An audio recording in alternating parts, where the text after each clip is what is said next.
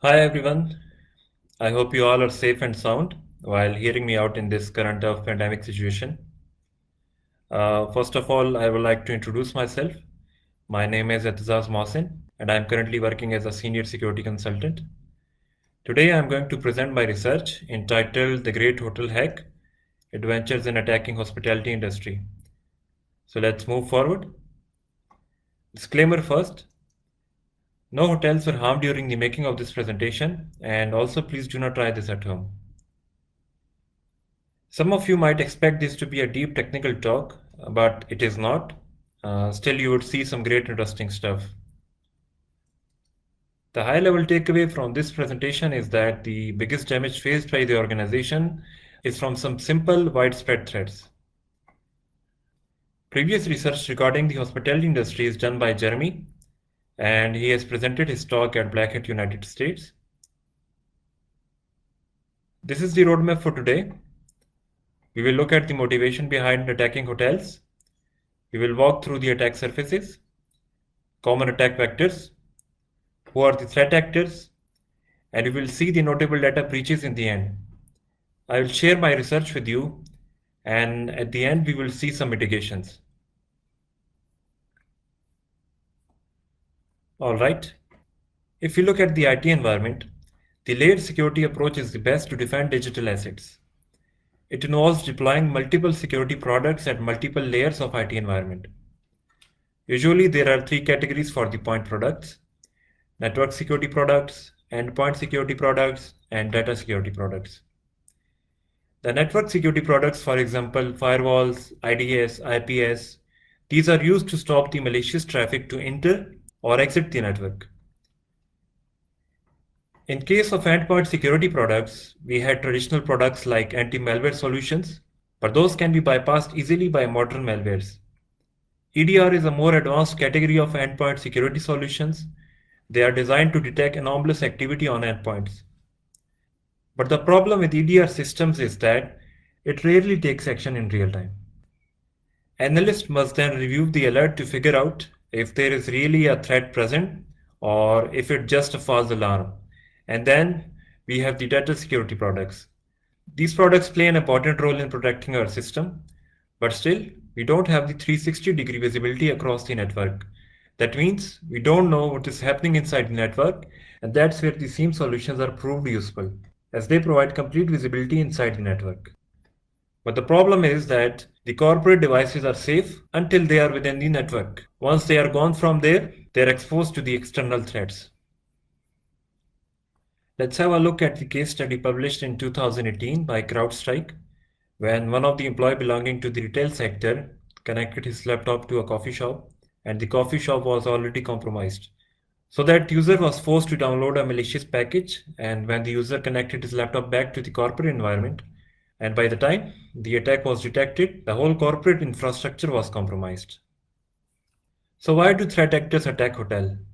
Hotels have been proved to be a soft target for malicious actors other than coffee shop, as they have faced the largest number of breaches after the retail sector. The hotels collect sensitive and valuable data, for example credit card and personal details, that might help the attackers to get quick money. So this thing gives enough motivation to them to go after the hotels. Hotels have a big attack surface as they have a large quantity of diverse endpoints. For example, the endpoint devices which are connected to the property management system, corporate networks, electronic door locks, the alarm system, the heating and ventilation systems, the IoT devices, the CCTV system, and the guest devices. For most of the time, regional hotels have access to the international chain networks. So if an attacker gets access to the regional hotel, he has access to the international server as well. In a hotel, the security responsibilities are undefined. Any employee can access any area, and just because of the lack of employee security awareness, they may fall to the attacker tricks, and that may allow them to access the hotel networks. The most critical systems are the point of sale systems. The attackers try to access them by sending spear phishing emails to the operators. The other type of attacks which the hotel network face are Wi-Fi attacks, DDoS and botnet attacks, attacks on the IoT devices which are exposed to the internet, and the attacks which targets the customer and customer devices. Among the few threat actors to the hospitality industry, one is APT-28, aka Fancy Bear. The APT actors try to enter the network by sending spear phishing emails, and after that, they use the Eternal Blue exploit to reach the devices which are responsible for controlling both guest and internal Wi-Fi network. Another one is Dark Hotel APT campaign. It was active for 7 years in a number of luxurious hotels, and the victims were infected with a Trojan.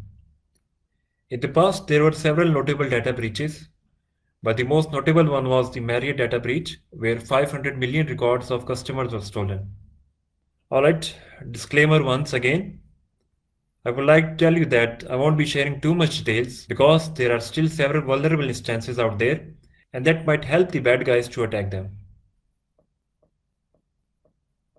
So back in 2018, I found a rsync port on an internet gateway device which was installed in a hotel.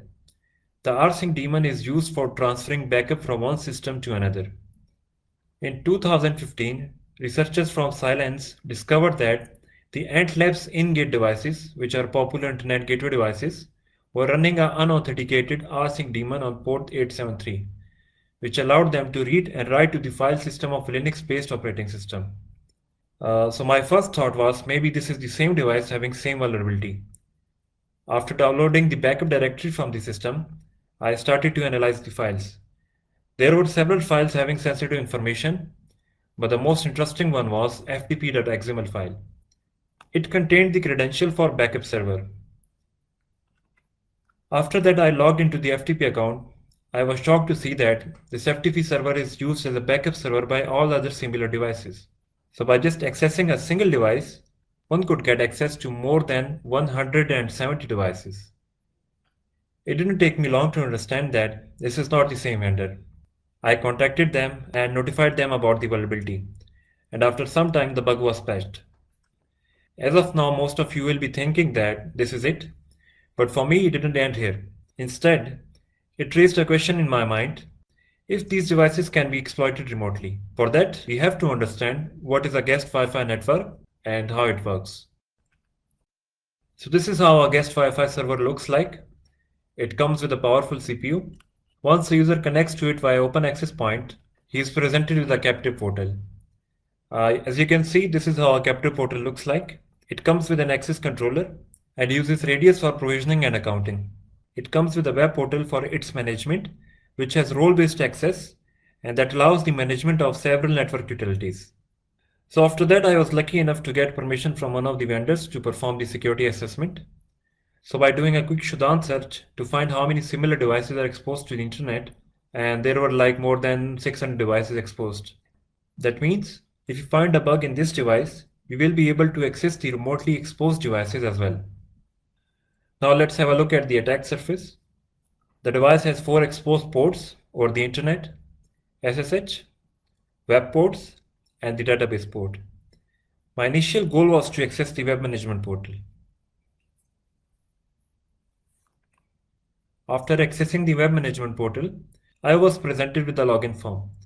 If a user has valid credentials, he can get access to the private details like the guest details, and even he can change the DHCP, DNS, WAN, LAN, syslog, SSL configurations. He can download the guest details database, the device logs, and backups. Now to access the web management portal, I had to somehow bypass the authentication mechanism. As I had access to the source code, I proceeded with a white box approach. There were a couple of directories which had thousands of PHP files, so I had to go through all of them to find something interesting. The vendor took the security of the device seriously and all of the PHP files were encoded. But still, there was some important information in the configuration files.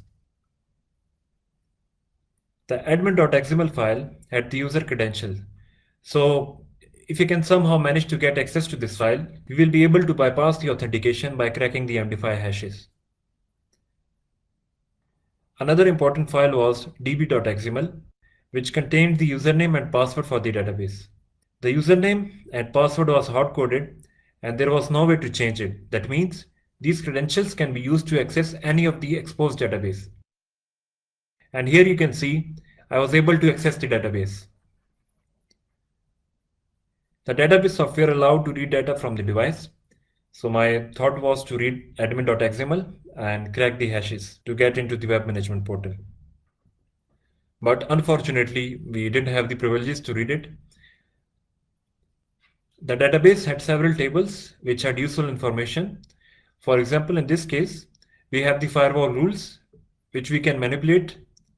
The database contains guest details, room numbers, the guest names, the arrival and departure date. Here subscribers means the guest, and we can change the internet speed for them, and even we can redirect them to some malicious website. The application was vulnerable to blind accesses, which can be used to add another user to the device so that we can access the web management portal. Another interesting table, it contains the plain credentials of the admin. So using this, we can access the web management portal. As we have seen earlier, the SSH port on the device is open. So I thought to give it a try, and let's see if we can break into the system via SSH. There were 3 valid users, root, and the other 2 had limited shells. I was able to crack the password for the users with limited shells. There were just a few set of commands available for admin users. Admin can reboot the system, power off the system, look at the IP address of the device. Another important thing to look here is that the PHP is running with the root privileges.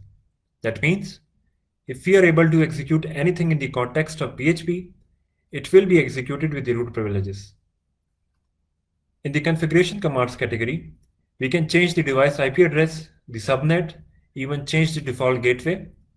The factory command allowed to set the device to default settings. As we saw previously, the DNS command allowed us to change the DNS settings of the machine, and this led to several DNS-related attacks. HTTPS downgrade, sniffing the plain credentials, fake DNS, WPAD attacks. We can capture the anti-LM hash, perform the browser autopon, evil grid, and others. The reset account allowed to change the admin user credentials for the web management portal. So by using any of the technique we just discussed, we can get access to the portal.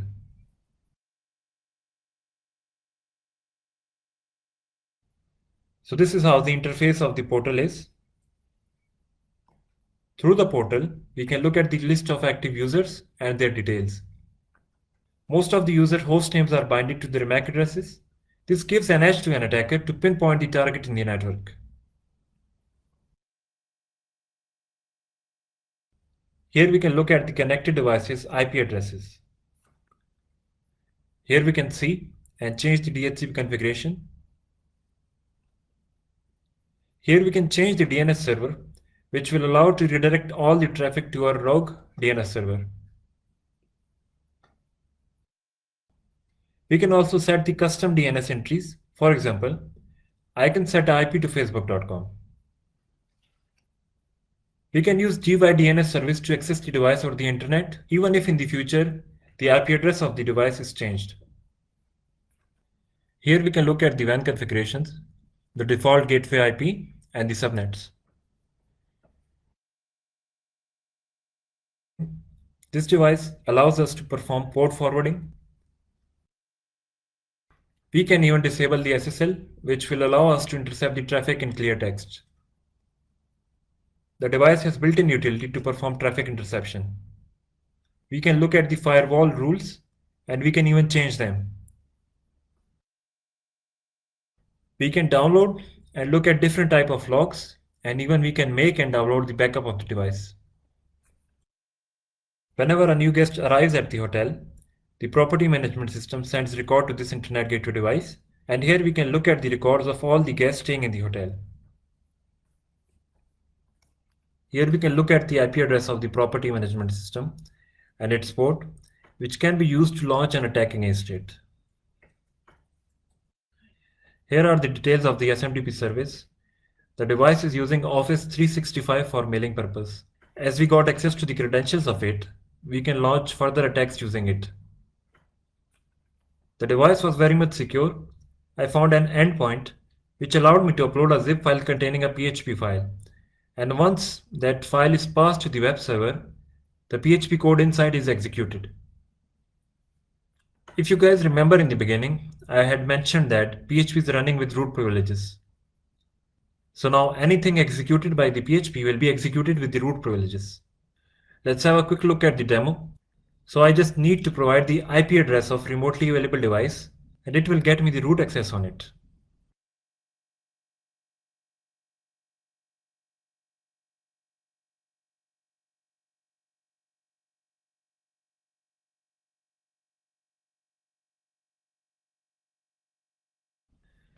As per Shudan, there were like more than 600 devices exposed to the internet, but there might be some other devices which were not exposed to the internet. So if someone can access them locally, they can get root access on it by performing the same steps. So here I want you guys to think for a few seconds. What damage can be caused if these devices are compromised? You guessed it right. Anything connected to the main device can be compromised. For example, the property management system, corporate network, electronic door locks, alarm system, heating and ventilation and air conditioning systems, gas devices, IoT devices, CCTV, in fact, anything connected to the gateway. I will share a few mitigations for the guests. Always try to hardcode DNS in your device, whether you are using a laptop or a phone. It is very easy to do. The next step should be to disable the automatic proxy setup, as it will save you from the WPAD attacks. Always use a VPN, it will encrypt your traffic and save your data from getting leaked. Now a lot of you will say that we are using a corporate VPN and we are safe. But there is a concept of split tunneling. The corporate VPN will only encrypt data related to it and will ignore the remaining traffic. Another simple option is to turn your phone into a hotspot and bypass the network entirely. Always use two-factor authentication for all of your accounts. And most importantly, always be aware. Here are some mitigations for the hotel owners. Like any other organization, hotels can deploy best protection products, but it only takes one employee clicking on a wrong link to bypass all of these protections. Just like hotels train their staff on customer service, they should also train their staff on cybersecurity best practices and common attack vectors. Employees must be educated and alerted to cyber attack attempts. It is entire staff responsibility to keep the hotel safe both physically and virtually. Hotels must patch and update their systems from vulnerabilities as frequently as possible to remain protected. The point of sale systems are the most attackable systems, and this is where the hotels need to direct their utmost attention for patching and updates. Always avoid using default or easy to get passwords on the POS systems. Use two-factor authentication and ensure that the anti-malware solutions are installed and up to date. Segregate the point of sale system network and filter which IP addresses can reach the POS system. Hotels should ensure that all the vendors meet a compliance standard, as most of the attacks are carried out through third-party vendors.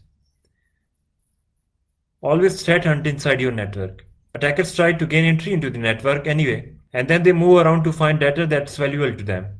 You must monitor your network traffic to identify suspicious activity. Just like you should monitor internally, looking externally can help you identify indications that the organization might be targeted or attacked. For example, monitoring dark web forums can help you identify if any of the employee credentials are leaked so that you can lock down these accounts before a malicious actor can access them. Every hotel should have an incident response plan to speed up the mitigation process in case if there is a breach. These are the conclusions. Always stay aware while traveling and use VPN and 4G hotspot. We just saw that the biggest threats are simple and there are no signs that these attacks will slow down across any industry. So guys, with this I am wrapping up my presentation. But before that, I would like to thank you all for staying with me. And if any one of you wants to get in touch with me, you can contact me on LinkedIn or Twitter, and that would be great. So take care and goodbye.